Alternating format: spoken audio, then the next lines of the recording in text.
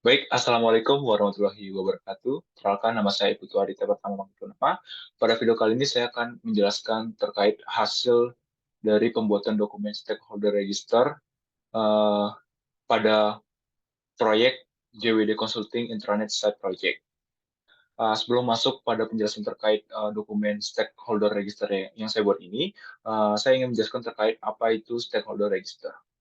Oke, jadi stakeholder register itu adalah sebuah dokumen yang berisikan daftar pemangku kepentingan yang digunakan dalam manajemen proyek untuk mengidentifikasi, mencatat, dan mengelola informasi terkait pemangku kepentingan dalam proyek tersebut.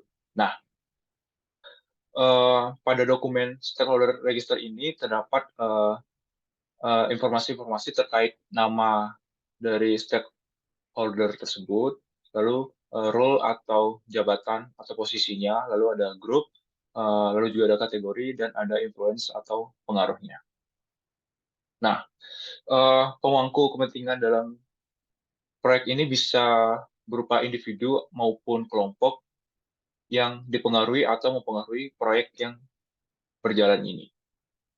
Oke, masuk ke dokumen stakeholder register yang sudah saya buat. Di sini ada total 7 pihak pemangku kepentingan pada proyek dari JWD Consulting Intranet Site Project ini. Yang pertama, Joko Prakoso dengan role atau posisinya sebagai CEO dari JWD Consulting.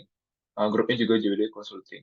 Nah, sebelumnya terkait kategori ini mengacu pada JWD Consulting. Jadi, jika ia berada di dalam struktur perusahaan JWD Consulting, maka dia termasuk pihak internal atau kategorinya internal. Namun jika di luar JWD Consulting, maka dia termasuk kategori eksternal.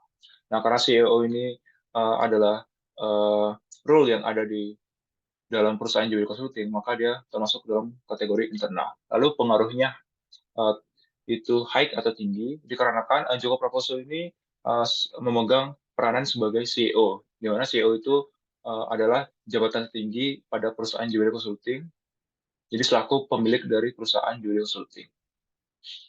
Oke, yang kedua, Gendis Permata, role-nya Project Manager, grupnya itu JWD Consulting, termasuk kategori internal dengan pengaruhnya itu high atau tinggi.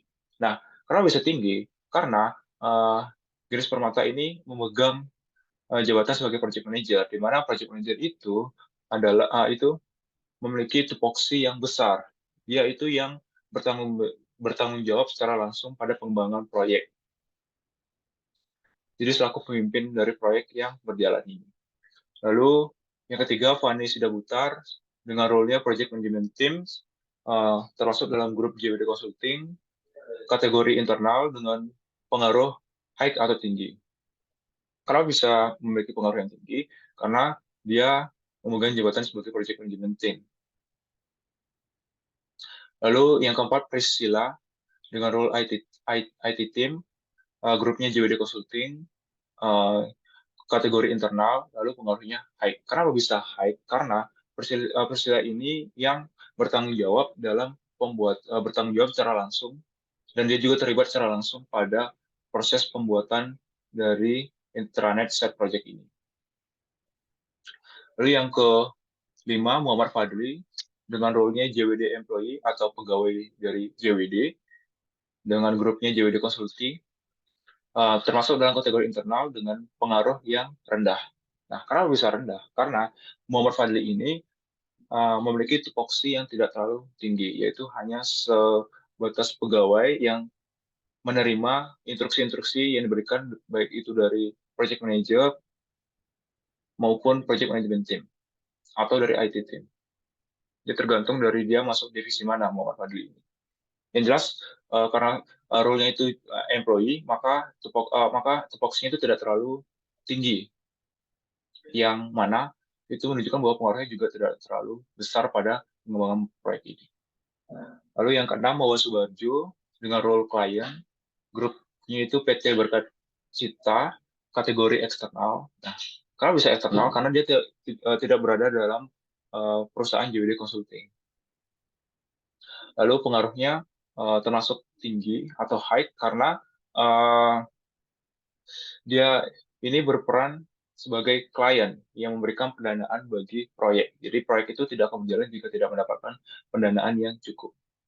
Lalu yang terakhir ada Sudirman, yaitu memegang role sebagai supplier dengan grupnya PT Eksa Mitra Solusi, termasuk dalam kategori eksternal, karena memang tidak berada di dalam JWD Consulting.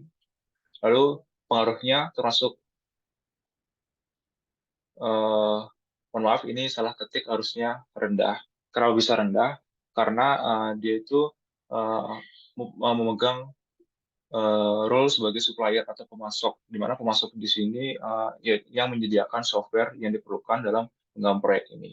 Nah, karena hanya sebatas sebagai supplier, maka dia itu pengaruhnya tidak terlalu tinggi, seperti itu.